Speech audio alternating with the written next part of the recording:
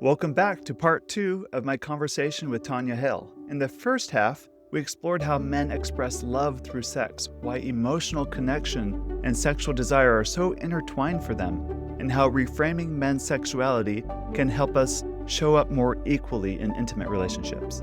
In the second half, we talk about the pressure men feel around performance, why their penis can be such a vulnerable topic, and how couples can build a sexual relationship that's validating, fun, and deeply connecting, especially as bodies and marriages evolve over time. Let's dive in. So men express love and communication through sex. Like, Yes. I would have told you in my previous marriage that that was just a lie. It's like, he doesn't love me, he just wants the I orgasm. I really Or- would have, and I really believed that, and I Uh-huh. look back and I think, "Well, why did I feel that way?" Like, what do you so I don't know, can you from Yeah, working with yeah. your clients, what can you Now, help me there see might be about that? some truth to what you believed, and I'm not calling you crazy at all. For a lot of men, because sex is kind of important to them, it's their way of emotionally connecting. They then treat it like a need in that they find enormous amount of validation through sex. So when we look outside of us to fill something within us, it will never be enough. And this Mhm. could be through like work, the workaholism, right? It could be through working on your appearances, like how others perceive me is how I gain value. We do all these things to gain validation outside of be validation seeking in order to fill us. You know what I'm talking about? Mhm. Well, men do this through sex too. So I feel good about me when we're having good sex. When my wife is pursuing me back, then I feel good about myself. And if that's your source of your validation, of your sense of yourself, remember it's outside of you, it's not very stable. Mhm. So a lot of men, when because they're not stable in that way, because they can't stand on their own 2 feet, they're not self-reliant on their own validation of themselves, and they're validation seeking through sex. Then they'll do things like controlling behavior. I've seen, like, even Christian men spout scripture at their wives about how it's her duty to give him sex when he wants it, or will use, "Here's a book for you to read. Here's a podcast Yeah. for you to listen to," or, "I did the dishes for you. Can't you just give me 10 minutes?" Like, a transactional nature. All of these Yeah. are symptoms of them having sexual validation seeking behavior. And so it's a weakness. It's not Yeah. a strength in that Okay, case. so if I can just interject something. So, back in December I did a 7-part series on sense of self, and I love David Schnarch's work where he talks about the sense of self, like we pump it up with a balloon, right? Yeah, You uh-huh. I know that you're familiar with this one, and Yes. I have to be responsible for pumping up my own sense of self, and what you're Yes. describing here is a man who is struggling with sense of self, and so he's looking for his wife to pump Through up his sex. balloon through sex, through different sexual behaviors and all of Uh-huh. that kind of stuff. And so as I just think everything comes back to a strong sense of self, right? As Exactly. we Uh-huh. have that strong sense of self, both men and women, I think men no longer do those kinds of behaviors you're talking about, but I think women are also more capable of stepping into their sexuality when they have a strong sense of self. Absolutely. They Yeah. can own it more. And I think Mhm. I think a lot of women, we've been trained and conditioned not to own our sexuality, but to allow other people to determine our sexuality by how desirable we are or how those types of things. And so rather than stepping into our own sexual sense of self. Right. Yes. Absolutely. So in the scenario you just described, of course, I don't know your ex-husband, but this is a pattern that I see. Men tend to look for sex to get a sense of self in Mhm. it, and that's I don't think is healthy because it's not sustainable. It's at another person's Right. expense, and it doesn't help, contribute to a sexual relationship where both people wanna participate in, Right. where now she has to give him sex in order for him to calm down. So now she's using sex as a way to kinda manage his emotions, to keep him from being too moody, to keep him from straying or wandering or, being angry or upset. So she's Yeah. like, oh, it's been 3 days. Oh, all right, time to do my duty again. So I can get him off my back for 3 days. And when your relationship turns into something like that, it's not something I think both people want to participate Yeah. in. Yeah.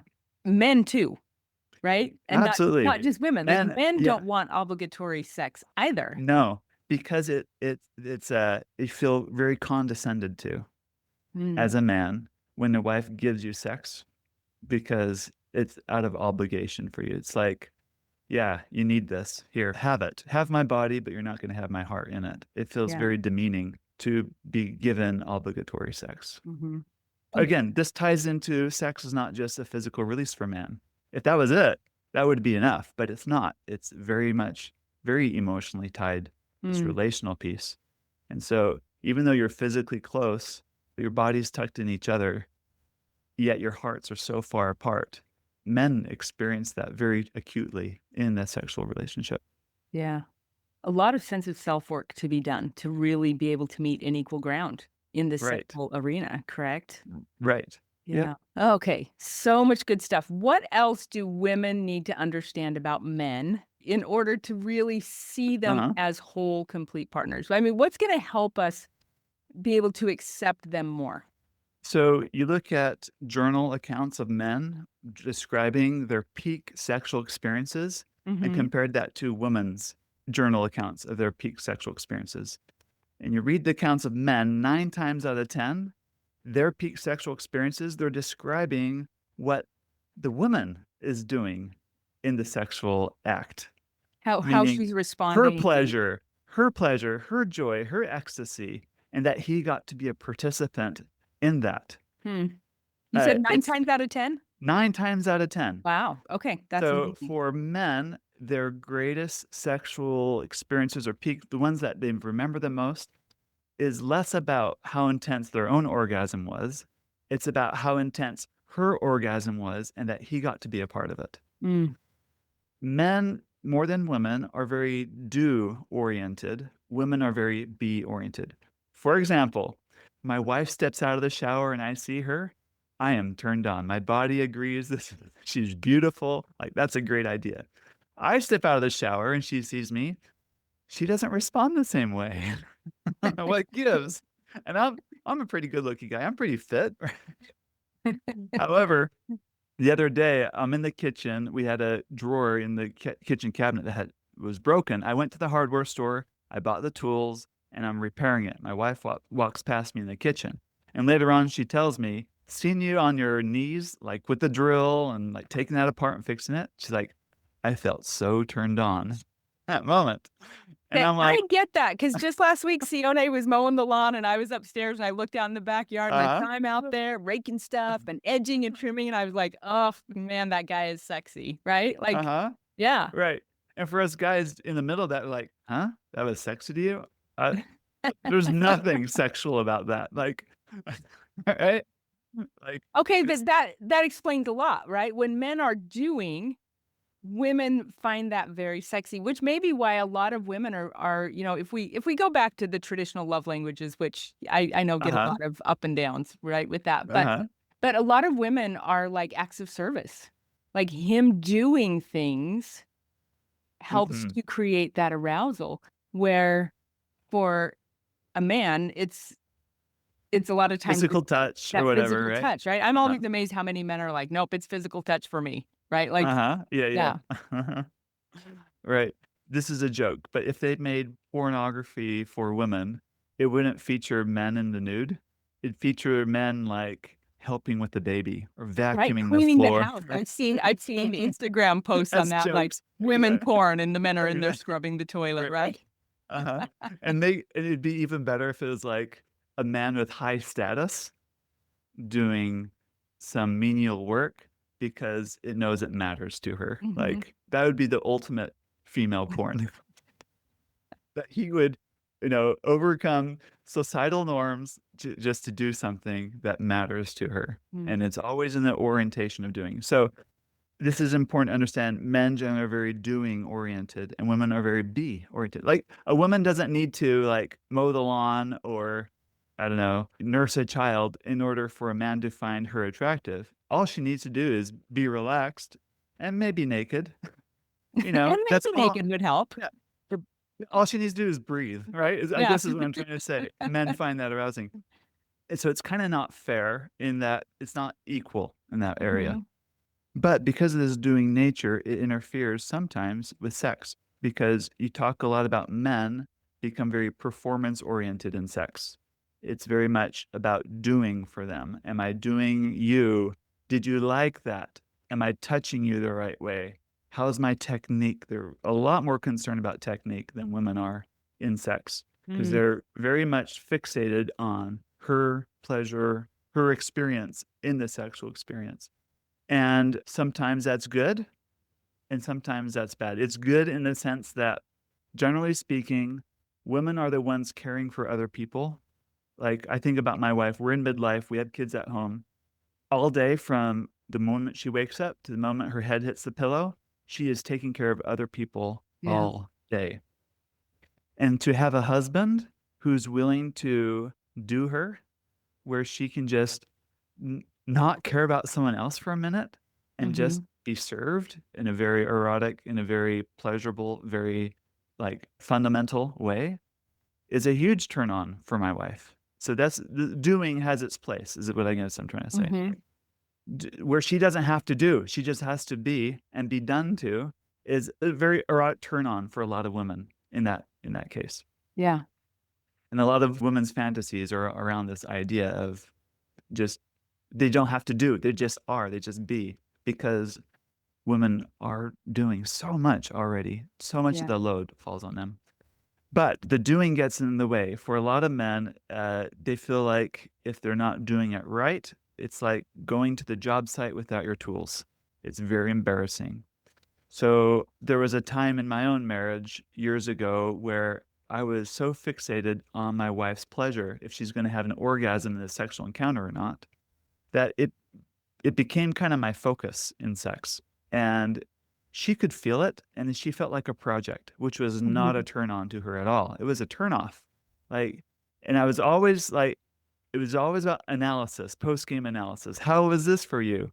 Did I do this right? Or if the littlest thing like distracted her or went south in the sexual act, I'd be really upset at myself. Like, ah, we ruined it again. We ruined a good opportunity and we didn't get the outcome we wanted. And this interferes with men's sexuality. So understanding where its strengths and its limits are, I think would be helpful for women and just understand men are really do oriented when it comes to sex. And not just the do you part, right? But Yeah, just yeah, performance based, right? Like, yeah, yeah. right. Okay. So Good. some men who learn how that sex isn't just about doing, it's about being and enjoying each Mhm. other. It just takes an enormous amount of that pressure off, and couples enjoy much better sexual experiences when it's not about an outcome or reaching some sort of a goal, but it's that they've really thoroughly enjoyed each other in this fun, erotic way together that's life giving to both of them. That's when things get really good. Yeah. Can we talk about penises in relation to this? Absolutely. Let's do it. So I think a lot of women listening to what I'm about to say, their eyes are going to roll. But men, But what do we need to understand? What do yes, men want us to understand about their penises? men love their own penis. They think their penis is fantastic and they want it to be adored.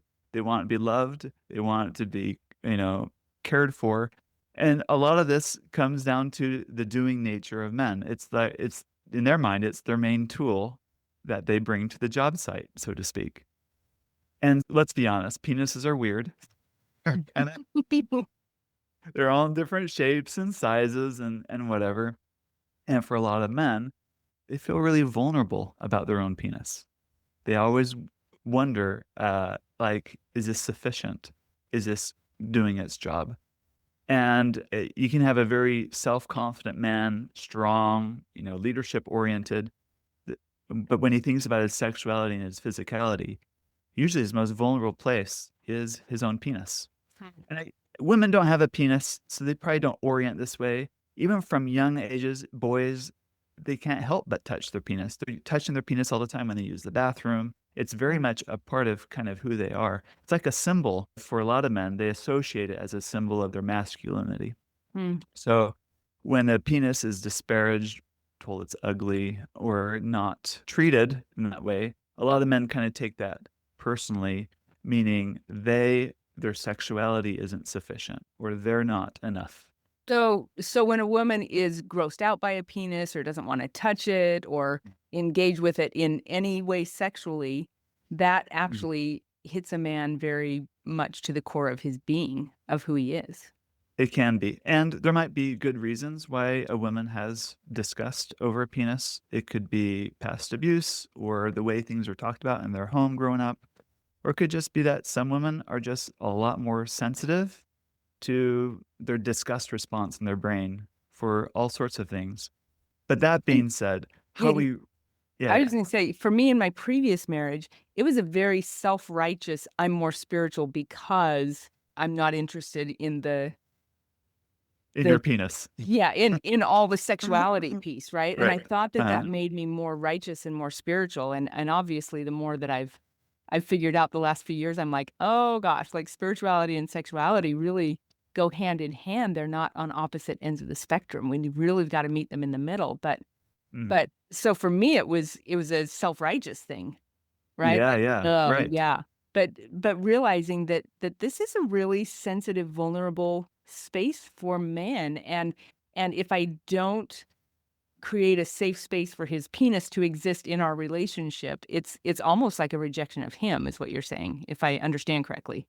Yes. Again, we wanna be good strong men are self-validating. They're not outside validating, of course, like we talked about. Yeah. But I think when women better understand how much a man's penis means to him, if it means a lot to the man, I think it goes a very long way in that sexual relationship. Mhm. Yeah. Well, and I did a podcast some time ago called "Why Validation is Necessary in Relationships," or something around that, because our own self-validation is super important, but in the relationship, we do need validation to Yes. say, "I love you, I see you, I appreciate Uh-huh. you, you're important in this relationship space to me." And it sounds like that's what you're saying, is that not being demeaning or dismissive or disparaging toward a man's Yes. penis is a way that we can validate him in the relationship in saying, "I accept you. I love you. I embrace you. You are important to me." Yes. Now, the flip side is also important because generally speaking, as men age, they experience more erectile unpredictability, meaning they want to have an erection, but their body just isn't functioning that day or Mhm. that time. And as you age, that increases. And some men are so sensitive to their own penis's functioning as a symbol of their own masculinity and their own sexuality that they will we're talking about men in their 50s and 60s and beyond create sexless marriages. It's because he doesn't want to face the embarrassment of his penis not functioning. Mm. So being overly tied to your sense of self with your penis is functioning isn't healthy either. So if you're a woman in a marriage where that is the case, reassuring him that his sexuality has little and his attractiveness has little to do with how well his body part is functioning or not, because it's just a fact of life. As you age, it doesn't function as well. Mhm. And you're not going to fight against nature here, but our relationship goes so much deeper and our sexuality is so much deeper than how your body responds in a certain moment. It can really help assure that couple and help the couple build a thriving relationship, regardless if his penis is functioning the way he wants to or not to. Which I would imagine, even if before that stage happens for a man, if men and women are showing up in this equal partnership sexual space where it is safe, where there are conversations, where there is open, honest discussion about things, that as our, because women's bodies do that too, right? It becomes more difficult for us to have orgasms also, and all of that. And so as we move into that older space where our bodies are not as sexually responsive, having that safe, open space can create a place where sexuality can still exist, though it may shift and change and morph over the years into something else. Yes, absolutely. Yeah. I was on one of Jennifer Finlayson Fife's podcasts several weeks, and I don't remember which one it was. I think it may have been her Room for Two, but she was talking about someone who said once that my husband and I make love every night, and sometimes we have sex. But Yes, I love that philosophy. I do too. I Uh, love that idea that every night we are connected, we are making love. Like, we may not mhm, be having penis vagina sex, but right. or any other type of sex, but we are connecting, we're loving, we're touching, we're embracing, we are Mhm. having this space every day that we're Yes, together. And then sometimes we have sex, right? Like, that's yes, also a piece of it. But right. anyways. Absolutely. Okay, Dan, is there anything that we haven't talked about that you think men would want women to really know about their sexuality? Anything we haven't talked about? I guess my concluding thought is just have fun. Have fun together. That's really what it's like. In the end, sex is a recreational activity. Mm, It's it's designed for fun. It's yeah. designed to make things great. So if there's any part of your sexual relationship that isn't fun, is not something you really are excited about or want to participate in, that you haven't brought up because you think it's hard to talk about, just easy to diminish, I challenge you to confront yourself in that and have a conversation with your spouse about it. It is so important that you build a sex life that you both want to participate in. And it's okay if you make a few mistakes along the way, you both stumble to kind of figure it out. But, looking forward 6 months, a year, 10 years from now, wouldn't you be glad that you figured out a way that both of you can create a sexual relationship that you both want to play in and be a part of? Yeah. Yeah. So, and recognize the differences between men and women are designed to make us better as a whole when we work together towards that end, not to take away one from the other or try to convert the other to be more like the other. That's not it. It's about building something great that you both want to participate in and have fun with it. I think sex can be so much fun, so connecting, and incredible. Way to bring heaven into your home, I think. Yeah. Yeah. And it takes two to make It that does. happen, right? Yes. It takes both of us stepping in So and duke it out if that's what it prioritizing it. takes. Work it out if that's what it takes. Get help, get coaching if that's what it takes. But Yeah. do what it takes to have a great sex life. You need Yeah. it. You deserve it. Yeah. And I think our relationships will never reach their most intimate, incredible, connected potential without Yes. without this healthy sexual space. Yes. Sure. Okay, Dan, that was so great. Thank you so much for sharing your thoughts with us today. Thank you. Okay, will you just give kind of a rundown? Where can my listeners find you? All the good things. Yes, you mentioned my app earlier. It's called Intimately Us, and you can find it for free on the Google Play Store, the Apple App Store. And that's a great way to begin. Also, my website, getyourmarriageon.com. I have a link to all my resources, of course, my podcast, my Instagram, Facebook, and I put on virtual retreats and in-person retreats. I also have a course and a coaching program designed for couples that want to take their sex life to the next level. Love it. Love it. Thanks, Dan. All right. Thank you. Okay, have a great day, and we'll chat with you another time. All right. Thank you for listening to this episode. Please share it along with our apps, Intimately Us and Just Between Us, with your married friends. I promise they will thank you for life. If you want a more meaningful sexual and intimate connection in your marriage, I invite you to check out my Get Your Marriage On program. Over 100 couples have said this program packs tremendous value and has helped their intimacy grow to the next level. Now, go get your marriage on.